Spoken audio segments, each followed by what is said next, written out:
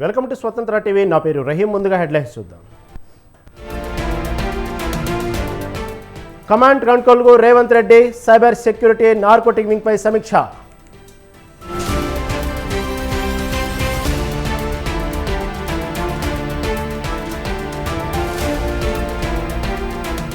ఏపీలో కౌంటింగ్ సందర్భంగా పోలీస్ శాఖ అప్రమత్తం. అన్ని జిల్లాలకు ప్రత్యేక పోలీస్ అధికారుల నియామకం.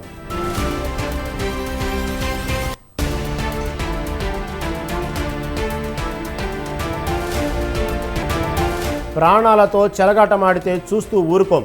నకిలీ డాక్టర్లకు మెడికల్ కౌన్సిల్ వార్నింగ్.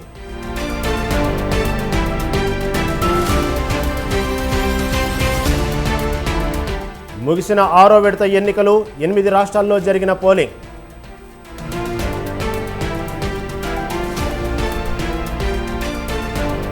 పాక్ పేరు చెప్పి బెదిరిస్తే ఎవరూ భయపడరు. ముస్లిం ఓట్ల కోసం ఇండియా కూటమి బానిసత్వం చేస్తుందన్న Modi.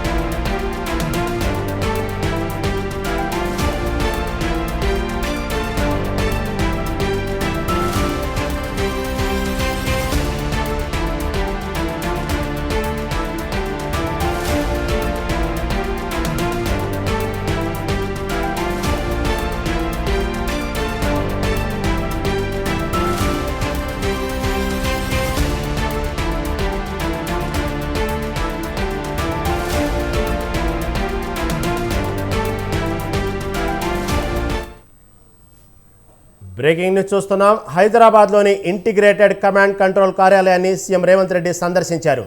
Cyber security wing, drugs controlling wing సెంటర్ను, కమాండ్ కంట్రోల్ సెంటర్లో నార్కోటిక్ బ్యూరో కేంద్రాన్ని పరిశీలించారు. రాష్ట్రంలో డ్రగ్స్ అనేది లేకుండా ఉక్కుపాదం మోపాలని అధికారులకు సీఎం ఆదేశించిన నేపథ్యంలో ఇంటిగ్రేటెడ్ కమాండ్ కంట్రోల్ సెంటర్ను సందర్శించడం ప్రత్యేకతను సంతరించుకుంది.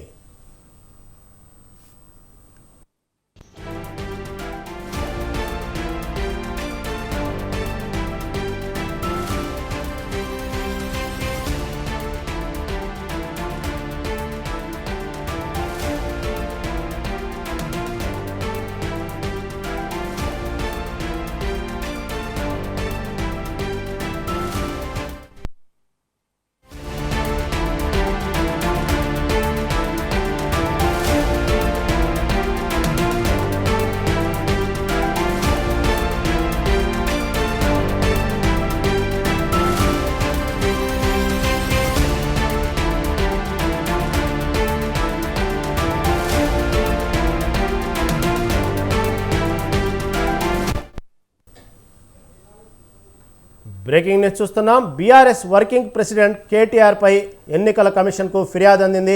పట్టభద్రుల ఎమ్మెల్సీ ఎన్నికల ప్రచారంలో కాంగ్రెస్ అభ్యర్థి తీన్మార్ మల్లన్న గురించి అనుచితంగా మాట్లాడారంటూ టీపీసీసీ సీనియర్ నేత మల్లు రవి ఫిర్యాదు చేశారు.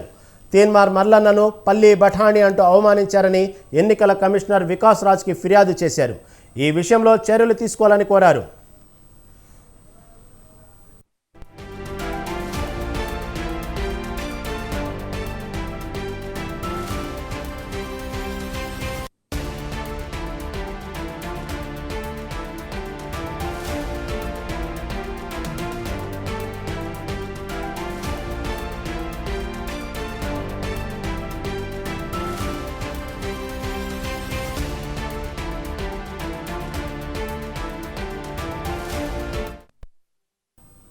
మొన్న శ్వేతపత్రం, నిన్న సన్నవడ్లకు బోనస్ అంశం, ఇలా కొన్ని ముఖ్యమైన అంశాల్లో తెలంగాణ ప్రభుత్వం ఏ నిర్ణయం తీసుకుంటున్నా ముందుగానే ప్రతిపక్షాలకు తెలిసిపోతున్నాయన్న సందేహాలు తలెత్తుతున్నాయి. దీంతో లీకు వీరులెవరు అన్న దానిపై తీవ్రంగా చర్చ జరుగుతుంది. అయితే ఈ అంశంపై ఇప్పటికే దృష్టి పెట్టిన రేవంత్ సర్కార్ ఎన్నికల ఫలితాల తర్వాత వారి భరతం పట్టాలని భావిస్తుంది.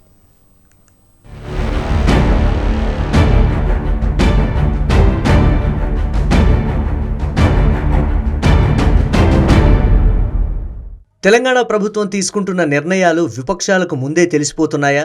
స్వయంగా సీఎంఓ నుంచే సమాచారం బయటకు వస్తోందా? అలాగైతే ఆ లీకు వీరులెవరు? ప్రస్తుతం రేవంత్ రెడ్డి సర్కార్ ఇదే అంశంపై దృష్టి సారించింది.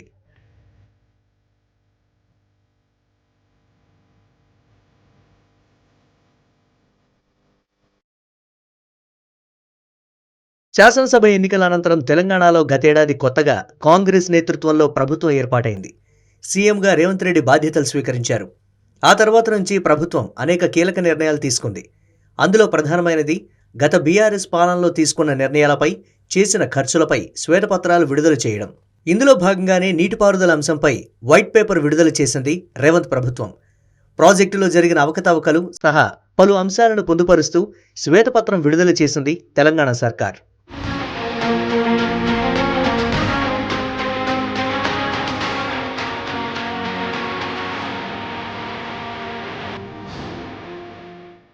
ఇంతవరకు బాగానే ఉన్నా ఇక్కడే ఒక కీలక అంశం దాగుంది. వైట్ పేపర్ విడుదల చేసిన సందర్భంలో అసెంబ్లీలో తెలంగాణ ప్రభుత్వం తరపున సీఎంతో పాటు సంబంధిత శాఖ మంత్రి పలు కీలకమైన అంశాలను, ప్రశ్నలను లేవనెత్తారు. ప్రతిపక్షాన్ని కార్నర్ చేసే ప్రయత్నం చేశారు. అయితే ఈ సందర్భంగా జరిగిన చర్చలో ప్రభుత్వం సంధించిన అన్ని ప్రశ్నలకు సమర్థవంతంగా సమాధానం చెప్పారు బీఆర్ఎస్ ఎమ్మెల్యేలు. అంతేకాదు, సర్కారు లేవనెత్తిన అంశాలను సైతం ప్రస్తావించారు. ఇంకా చెప్పాలంటే ఈ చర్చ సందర్భంగా ప్రభుత్వంపై ప్రతిపక్షం పైచేయి సాధించిందన్న అభిప్రాయం సామాన్య ప్రజానీకంలో సైతం కలిగిందని అనడంలో ఏమాత్రం సందేహం లేదనే చెప్పాలి.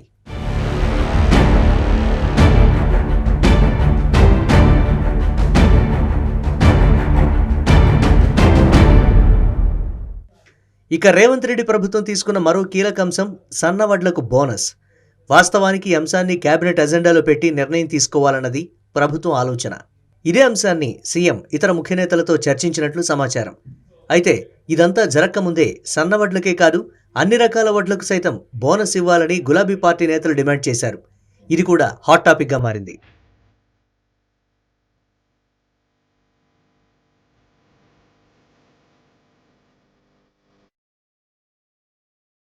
ఇలాంటి అంశాలన్నింటినీ జాగ్రత్తగా గమనిస్తే ప్రభుత్వం తీసుకుంటున్న ముఖ్యమైన నిర్ణయాలు బయటకు రాకముందే లీక్ అవుతున్నాయన్న సందేహాలు ప్రభుత్వంలోని కీలక స్థానాల్లో ఉన్న వారిలో కలుగుతున్నాయి. అది నీటిపారుదల శాఖపై శ్వేతపత్రం కావచ్చు, సన్నవడ్లకు బోనస్ అంశము కావచ్చు. ఇలా ఏది తీసుకున్నా విపక్షం సమర్థవంతంగా ముందుగా తమ వాణి వినిపించడాన్ని లోతుగా విశ్లేషిస్తే సమాచారం ముందే బయటకు వస్తోందన్న విషయం ఎవరికైనా ఇట్టే అర్థమవుతుందన్న అభిప్రాయము మరికొందరిలో వ్యక్తమవుతోంది.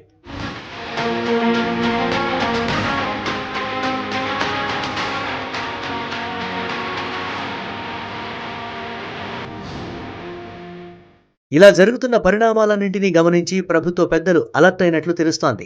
సీఎంఓతో పాటు ఇతర డిపార్ట్మెంట్లలో ఉన్న కీలక అధికారులు కొందరు సమాచారాన్ని ప్రతిపక్షానికి అందిస్తున్నారన్న అనుమానాలు ఈ సందర్భంగా బలపడుతున్నాయి. గత బీఆర్ఎస్ ప్రభుత్వంలో ప్రాధాన్య శాఖలు నిర్వహించిన మంత్రుల వద్ద పనిచేసిన కొందరు అధికారులే ఈ వ్యవహారానికి పాల్పడుతున్నట్లుగా ఇప్పటికే ఇంటెలిజెన్స్ అధికారులు ముఖ్యమంత్రికి ఓ మేరకు నివేదిక ఇచ్చినట్లుగా తెలుస్తోంది.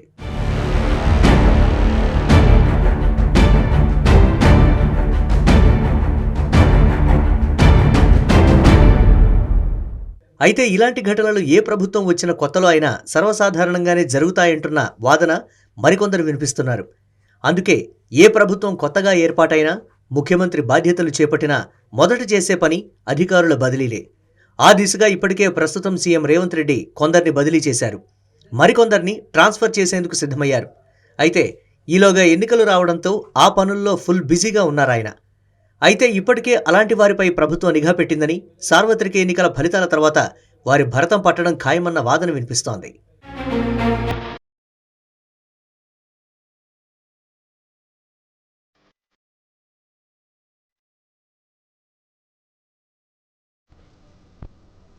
వర్షం అంటే కర్షకులు హర్షం వ్యక్తం చేస్తారేమో కానీ భాగ్యనగర్ వాసులు మాత్రం వణికిపోతున్నారు. చిన్నపాటి వర్షం వచ్చినా పెద్ద నదుల రోడ్లు మారిపోవడమే నగరవాసుల భయానికి కారణం. వర్ష బీభత్సానికి వాహనాలన్నీ పడవల్లా మారి ప్రవాహంలో కొట్టుకుపోతుంటే నిస్సహాయంగా చూడడం తప్ప ఏమీ చేయలేకపోతున్నారు. దీంతో జీహెచ్ఎంసీ అధికారులు వాటర్ లాగిన్ పాయింట్స్ గుర్తించారు. అయితే పాయింట్లు గుర్తించిన సమస్య పరిష్కారానికి సమగ్ర చర్యలు చేపట్టకపోవడం మైనస్ పాయింట్గా మారింది.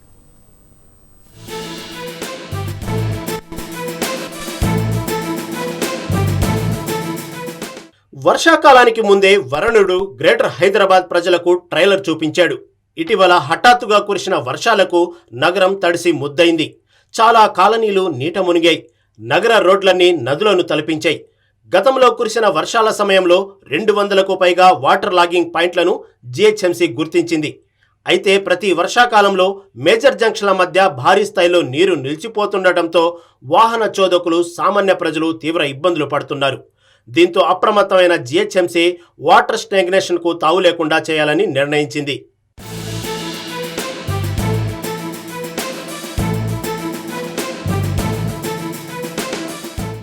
వర్షాకాలానికి బాగా ముందే కార్యాచరణ ప్రణాళికతో ముందుకెళ్లాలని అధికారులు నిర్ణయించుకున్నారు. ఇందుకు అనుగుణంగా వాటర్ లాగింగ్ పాయింట్ల వద్ద ప్రమాదాలు జరగకుండా మ్యాన్ హోల్డ్లను సరిచేస్తున్నారు. జిహెచ్ఎంసీ ఖైరతాబాద్ జోన్ కిందకి వచ్చే బంజారాహిల్స్, జూబ్లీ హిల్స్, వెంకటేశ్వర కాలనీ, సోమాజిగూడ, ఖైరతాబాద్ డివిజన్ల పరిధిలో 18 చోట్ల వరద నీరు నిలిచిపోతుందని జిహెచ్ఎంసీ గుర్తించి వాటి వివరాలను జలమండలి అధికారులకు అందజేసింది. అటు ట్రాఫిక్ పోలీస్ శాఖ, ఇటు జిహెచ్ఎంసీ ఈ 2 విభాగాల అధికారులు ఖైరతాబాద్, జూబ్లీహిల్స్ నియోజకవర్గాల్లో 121 వాటర్ లాగింగ్ పాయింట్లను గుర్తించడమే కాకుండా ఆ ప్రాంతాల పూర్తి వివరాలను జలమండలికి అప్పగించారు. వాటర్ లాగింగ్ పాయింట్లలో జలమండలికి చెందిన డ్రైనేజీ మ్యాన్ హోల్డ్ల మూతలు ఉన్నాయో లేదో, అక్కడ రక్షణ ఏర్పాట్లు ఎంతవరకు ఉన్నాయో పరిశీలించాలని సూచించారు.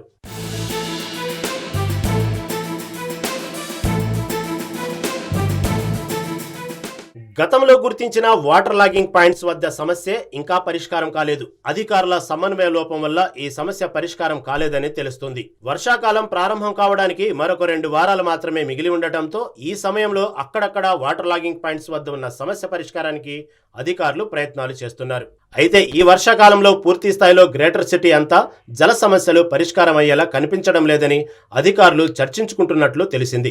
రాబోయే వర్షాకాలంలో వాటర్ లాగింగ్ పాయింట్స్ వల్ల ఇబ్బందులు తలెత్తే అవకాశం ఉన్నందున ముందస్తుగానే ఆయా ఏరియాల్లో, ఆయా కాలనీల్లో సైన్ బోర్డులు పెట్టి ప్రజలను అప్రమత్తం చేయాలని గ్రౌండ్ లెవెల్ నుంచి సూచనలు వచ్చాయి. అయితే ఆ దిశగా అడుగులు పడిన దాఖలేమీ కనిపించడం లేదు.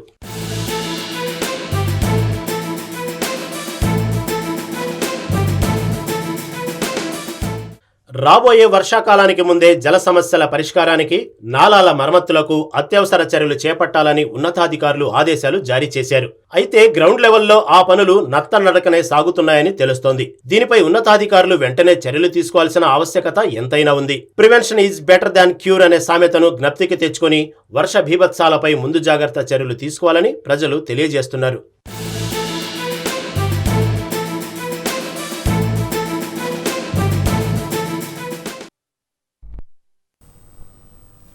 రాజకీయాల్లో హత్యలే తప్ప ఆత్మహత్యలు ఉండవనే నానుడి మైలవరం నియోజకవర్గంలో కాబోతున్నట్లు తెలుస్తుంది. అధికార పార్టీ అభ్యర్థి ఓడిపోతే సొంత పార్టీ నేతల నిర్వాకమే అందుకు కారణంగా తేలేలా ఉంది. ప్రచారంలో సమన్వయ లోపంతో పాటు పోల్ మేనేజ్మెంట్ చేయడంలో కూడా నిర్లక్ష్యం కొట్టుకొచ్చినట్టు కనిపించింది. కొత్త అభ్యర్థిని పెట్టి అందుకు అవసరమైన యంత్రాంగం ఏర్పాటు చేయలేదని నాయకులే అంటున్నారు. సరైన ఫోకస్ లేని కారణంగా నియోజకవర్గంలో ప్రతిపక్షాలకు కలిసొచ్చే అవకాశం ఉందనే వాదన వినిపిస్తుంది. వైసీపీ నాయకుల తీరు కారణంగా కూటమి అభ్యర్థి వసంత గెలుస్తాడా, లేక ప్రభుత్వ పాజిటివ్ ఓటు బ్యాంకుతో అధికార పార్టీ అభ్యర్థి గెలుస్తాడా అనే చర్చ జోరుగా సాగుతుంది.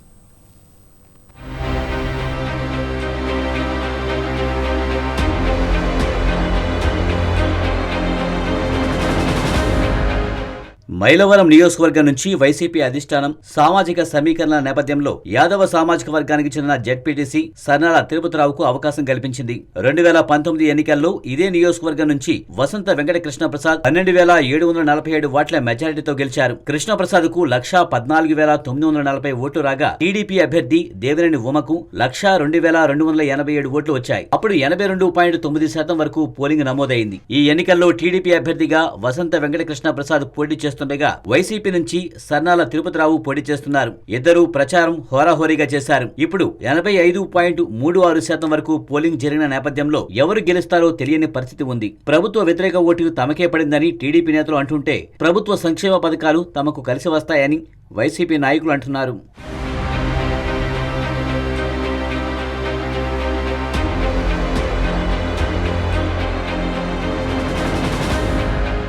అధికార వైసీపీలో కొంతమంది నాయకుల స్వార్థం వల్ల పార్టీకి నష్టం జరిగే అవకాశం లేకపోలేదనే వాదనలు బలంగా వినిపిస్తున్నాయి. కొంతమంది పార్టీలో ఉంటూ ప్రతిపక్ష పార్టీకి పనిచేసినట్లు కూడా తెలుస్తుంది. వైసీపీలో ఉండి కూడా అంటి ముట్టినట్లుగా ఉన్నారనే ప్రచారం లేకపోలేదు. పార్టీ పదవుల్లో కూడా ఉండి నష్టం చేయడంపై తీవ్ర విమర్శలు వస్తున్నాయి. బాధ్యతలు తీసుకున్న నాయకులు కూడా స్వార్థం కోసం తప్ప పార్టీ కోసం పనిచేయలేదనే వాదనలు లేకపోలేదు. చేస్తే నాకేంటి అని కూడా నాయకులు మాట్లాడిన సందర్భాలు ఉన్నాయి. టీడీపీ నాయకులు ఐక్యంగా పనిచేస్తే అధికార వైసీపీలో డబ్బు డబ్బులు ఇస్తే తప్ప కదిలే పరిస్థితి లేకుండా పోయింది. పార్టీ అధికారంలోకి వస్తే ఉపయోగం ఉంటాదనే విషయం తెలిసి స్వల్ప ప్రయోజనాల కోసం పాకులాడడం పార్టీకి నష్టం జరిగే అవకాశం ఉంది. చాలా మంది నాయకుల్లో అదే ధోరణి ఉండడం, ఆ ప్రభావం ఎన్నికల్లో తప్పకుండా పడే అవకాశం ఉంది.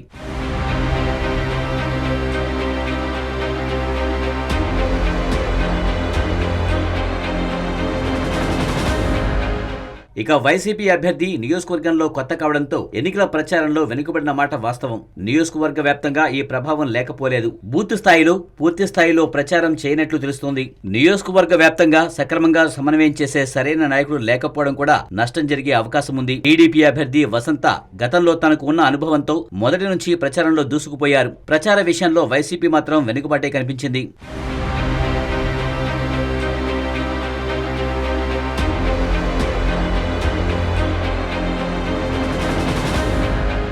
రెడ్డిగూడెం, మైలవరం, జి కొండూరు మండలాలు పూర్తిగా గ్రామీణ ప్రాంతాలు. ఇక్కడ రెండు పార్టీలు కూడా పోటాపోటీగా ఉంటాయి. కొన్ని గ్రామాల్లో మినహా పోల్ మేనేజ్మెంట్ బాగానే చేశారు. ఇబ్రహీంపట్నం మండలంలో కొండపల్లి మున్సిపాలిటీ, రూరల్ గ్రామాలు కలిపితే 85,000కు పైగా ఓటింగ్ ఉంది. ఇక్కడ పోల్ మేనేజ్మెంట్ లో నాయకుల వైఫల్యం కనిపిస్తుంది. కొండపల్లి బూత్ లో నాయకులు పనిచేసిన ఇబ్రహీంపట్నంలో 2-3 బూత్లు, రూరల్లో 2-3 గ్రామాలు మినహా ఎక్కడా కూడా నాయకులు సరిగా పనిచేయలేదనే వాదనలు వాళ్ల పార్టీ నాయకుల నుంచే వినిపించాయి. పోలింగ్ స్టేషన్ వద్ద ప్రచారం చేసే వాళ్ళు గాని, ఓటర్లను తరలించే విధానంలో గాని నాయకులు నిర్లక్ష్యం చేశారు.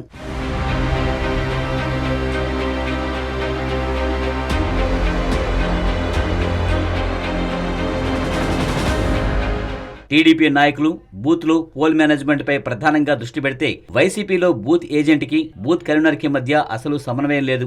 ఎవరు ఓటు వేశారో ఎవరు వేయలేదో కూడా తెలియని పరిస్థితి ఉంది. ఇబ్రహీంపట్నంలో నాయకత్వ సమస్య కొట్టొచ్చినట్టు కనిపించింది. ప్రతిపక్ష టీడీపీ నాయకులు మాత్రం పోలింగ్ ప్రారంభం నుండి ముగిసే వరకు పోల్ మేనేజ్మెంట్ పైనే దృష్టి పెట్టి పనిచేశారు. అవకాశం ఉన్నంత వరకు పోల్ చేసుకున్నట్టు తెలుస్తోంది. మరోవైపు అధికార పార్టీలో తాయిలాల పంపిణీలో పూర్తిగా వైఫల్యం ఉంది. అధిష్టానం బయట వ్యక్తుల ద్వారా డబ్బులు పంపిణీ చేయడం లోపమంటుంటే కాదు బూత్ స్థాయి నాయకులు కూడా చేతివాటం చేసినట్లు కూడా తెలుస్తోంది.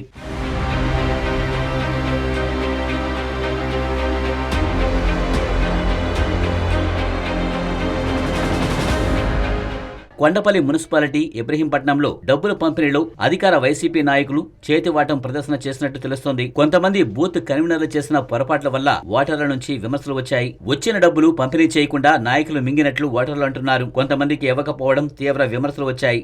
బూత్ కన్వీనర్లకు ఎన్నికల ఖర్చులకు 55,000 వరకు ఇచ్చినా పంపిణీలో కూడా చేతివాటం చేయడం పోలింగ్ పై తీవ్ర ప్రభావం పడే అవకాశం ఉంది. దానివల్ల పార్టీకి తీవ్ర నష్టం జరిగే అవకాశం ఉంది.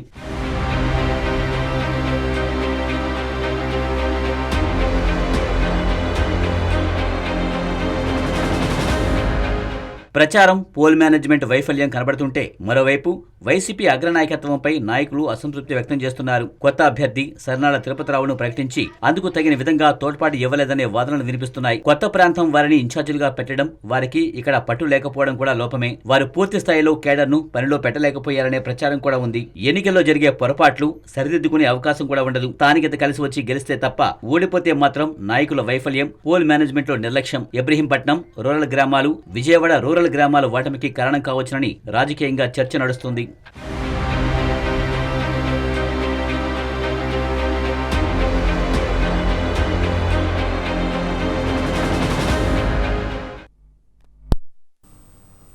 వైఎస్ఆర్ కాంగ్రెస్ పార్టీలో ఫైర్ బ్రాండ్స్ అనగానే గుర్తుకొచ్చేది మంత్రి రోజా, మాజీ మంత్రి కొడాలి నాని.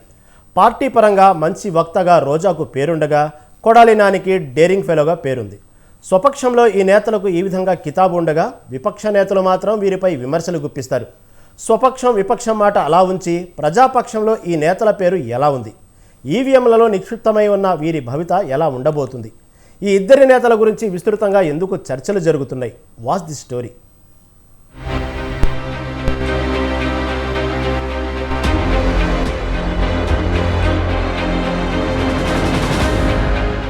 ఏపీలో ఎన్నికల పోలింగ్ ముగిసింది. జూన్ 4న ఎన్నికల కౌంటింగ్ జరగనుంది. ఇదిలా ఉండగా ఏపీ ఎన్నికల్లో గెలుపోటములపై పెద్ద ఎత్తున చర్చలు సాగుతున్నాయి. అయితే టీడీపీ, వైసీపీ నేతలు ఎవరికి వారే గెలుపుపై ధీమాగా ఉన్నారు. పార్టీల గెలుపోటముల సంగతి పక్కన పెడితే రాష్ట్రంలో కొందరు నేతల రాజకీయ భవితపైన చర్చ జరుగుతోంది. చంద్రబాబు, పవన్ కళ్యాణ్, లోకేష్, బాలకృష్ణ తదితర పెద్ద నేతల గెలుపు ఓటములపైన చర్చలు సాగుతున్నాయి. మరోవైపు అధికార వైసీపీలోని ఒకరిద్దరు మంత్రులు, మాజీ మంత్రుల గెలుపోటములపై సాగుతున్న చర్చలు ఆసక్తికరంగా సాగుతున్నాయి.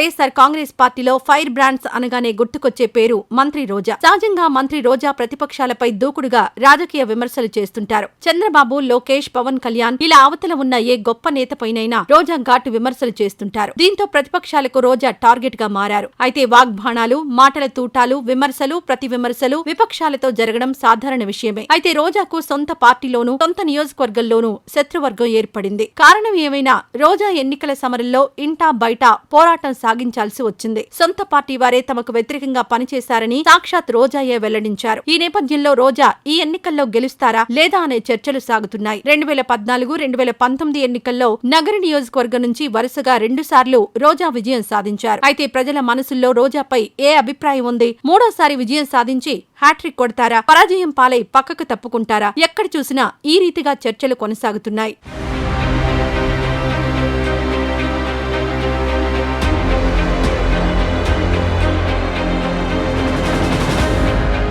ఇక వైసీపీలో మాజీ మంత్రి కొడాలి నానికున్న క్రేజ్ వేరే చెప్పాల్సిన అవసరం లేదు. కొడాలి నోరు తెరిస్తే ప్రతిపక్షాలు నోరెళ్లబెట్టాల్సిన పరిస్థితి వస్తుంది. నాని వాగ్దాటి ఆ రీతిలో సాగుతుంది. చంద్రబాబు, పవన్ కళ్యాణ్, లోకేష్ ఆయనకు రాజకీయంగా టార్గెట్. ఉచితానుచితం అనే తేడాలేమీ చూడకుండా విపక్ష నేతలపై ఆయన విమర్శలు గుప్పిస్తారు. టీడీపీ నేతలు సైతం అధిక సమయాన్ని కొడాలి నానిపై పోరికే వెచ్చిస్తారని వ్యాఖ్యానాలు వినిపిస్తున్నాయి. గుడివాడ నియోజకవర్గం నుంచి కొడాలి నాని వరుసగా 4 సార్లు విజయం సాధించారు. 2004, 2009లో తెలుగుదేశం తరపున కొడాలి నాని పోటీ చేసి విజయం సాధించారు. 2014, 2019లో వైఎస్ఆర్సీపీ నుంచి పోటీ చేసి కొడాలి నాని గెలిచారు.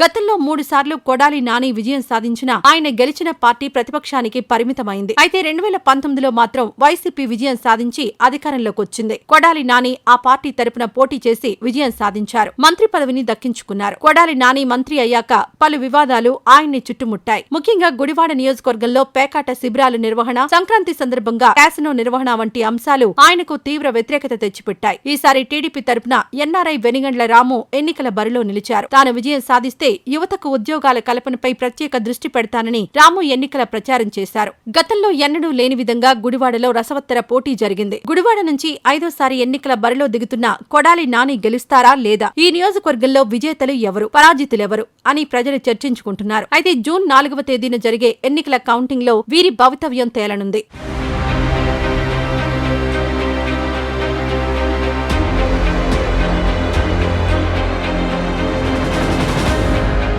వైసీపీ అధికారంలోకి రావడం ఖాయమని ఆ పార్టీ నేతలు ధీమాగా చెబుతున్నారు. అయితే మంత్రి రోజా, మాజీ మంత్రి కొడాలి నాని గెలుపోటములపై వ్యాఖ్యానించడానికి మాత్రం వైసీపీ శ్రేణులు ఆసక్తి చూపడం లేదని తెలుస్తోంది.